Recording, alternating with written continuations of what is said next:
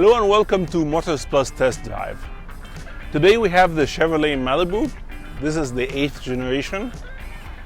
You might not see a lot of resemblance with the previous generations because the older ones were typical American cars, bigger engines, not that efficient.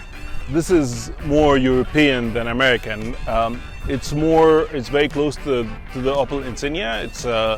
It's based on the same car essentially, which gets us to the fact that it's very fuel efficient and very economical. We have a car that starts at 87,000 dirhams, which is very good for this size of cars. You don't have this category at this price at all. We're talking about a 1500cc engine that gets 163 horsepower to 150 Newton meter. There's an optional engine available which is 2.0. It gets 250 horsepower, a lot more oomph than this one. But this one, actually, we like the engine. We're gonna get into these details in a little bit later in the review. But if you're looking for a family car, this is a very formidable option. We're talking about nothing this size comes at this price. We're gonna show the interior, take it for a ride, as we always do. Please come in with us. And we have a facelift that started from last year. More aggressive grille, bigger grille, and the profile looks a bit like a bullet when you see the whole car. There's a couple of side lines under the shoulder line that may seem more obvious with different colors than the gold one that we have here. The back looks a little bit more modern, but again, nothing fancy. It's nothing. It's not a premium car. The dials are analog on the side. The RPM here is analog and the right side is analog, but the middle is digital. The speedometer here is totally digital. Also, the mid-screen is an 8-inch screen, which is not bad.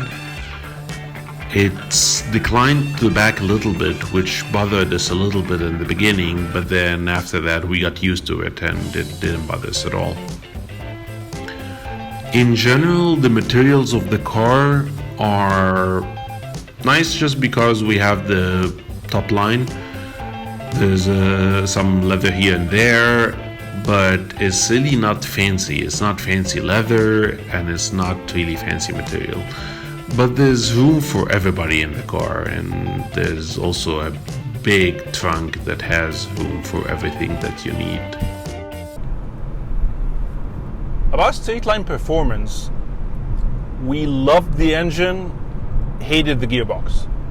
Essentially, the engine is 163 horsepower to 150 Newton meter of torque.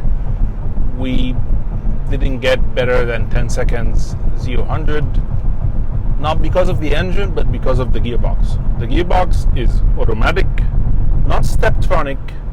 You can actually select low and then do a plus and minus with your finger to select the gear that you're in, but it doesn't respond very quickly. It doesn't fit what we're looking for. If you're looking for a little bit of action, it's not gonna be as nice. It's essentially designed as the older low gear kind of lower gear kind of automatic, where you're going uphill or you're going downhill for that matter, or you want to keep it at a gear while you're taking a corner, but not to actually do a plus minus and act as if it's a steptronic or a tiptronic or a manually shifted automatic gearbox.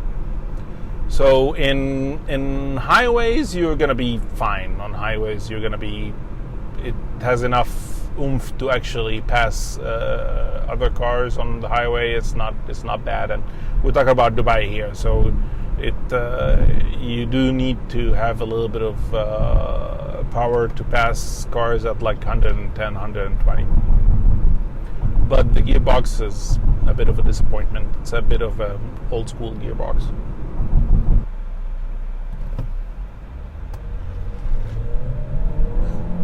The gearbox shifts at 5,000 RPM if you're actually, which is 1,500 RPM shy of the deadline. If you're having it in auto, which is a bit less sporty than we're looking for. One of the things that we were really impressed with in this car is the fuel economy. It gets about 17 kilometer per liter, which is very good for this category. And if you're shopping for an economic car in this price range, fuel economy would be something you definitely need to consider. Now, about the handling and the braking, we're actually very impressed with the handling, strangely enough. We did not expect a car like this to handle very well.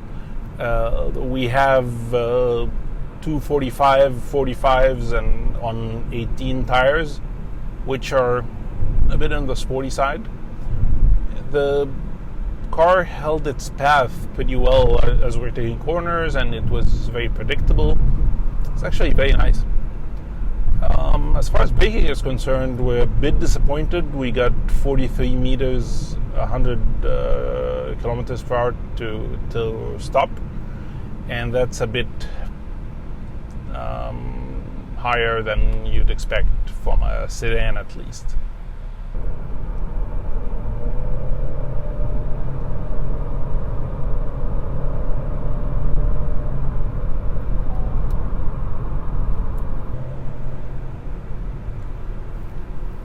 Alright, how about comfort? Well, the car is fairly average. On bumps, it's not that bad. It's not wobbly at all, which is something that you'd expect from an American car. But again, this is an American car with a bit of a European blood. But the sound insulation is also on the average side. Whether it's engine, it's wind or tires, you kind of feel it, you kind of hear it. Nothing crazy like an older car, but it's not a very modern, comfortable car. Now, the standard features and the options are not bad at all. We have blind spot warning, we have optional smart cruise control, adaptive cruise control, and lane keeping. This particular car did not have it, but this is optional. We have a digital cluster. It's kind of semi-digital because the RPM and a couple of gauges are analog, and then the speedometer and some others in the middle are digital. The screen is tilted to the back, which we hated in the beginning, and then once a couple of days with the car, it's fine. You don't notice it. You hardly notice it anymore. It's fine. The navigation system is very nice. We usually don't like navigation systems. We rely on our phone for that matter. But this car has Apple CarPlay, Android Auto, which is, if you want to rely on your phone, it's going to be fine. In general, we think this is a formidable car for the price. I mean, again, you're not going to find anything that is